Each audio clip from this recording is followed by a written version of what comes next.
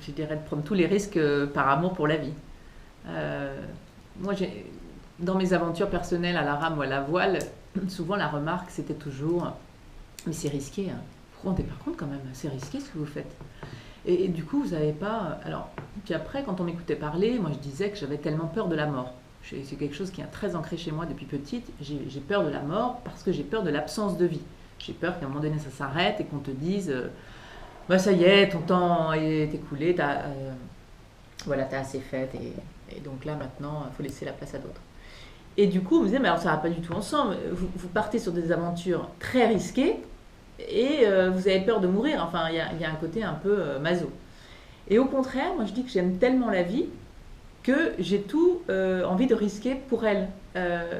Jusqu'à aller jusqu'à l'extrême limite, pour certains vont dire se sentir vivant, mais surtout se sentir, oui, je sais pas, en possession de tous ses moyens, euh, dans le contrôle de son existence, pour essayer de faire taire un peu les évidences.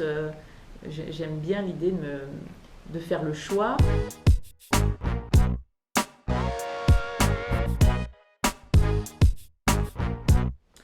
Pourquoi tu es là?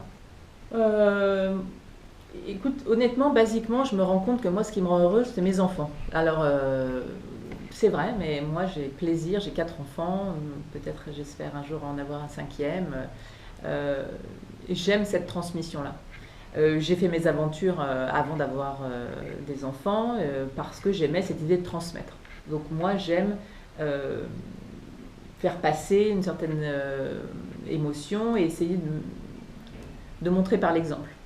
Donc je pense que ma mission sur Terre, elle a sûrement été, jusqu'à aujourd'hui, de pouvoir mettre à exécution les belles paroles qui ont été les miennes.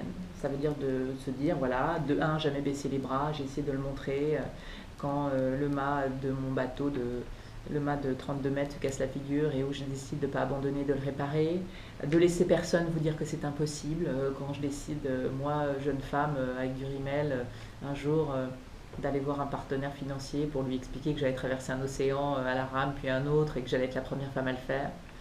Je pense que probablement que modestement, voilà, j'ai une vie, je pense, de résistance et de résilience.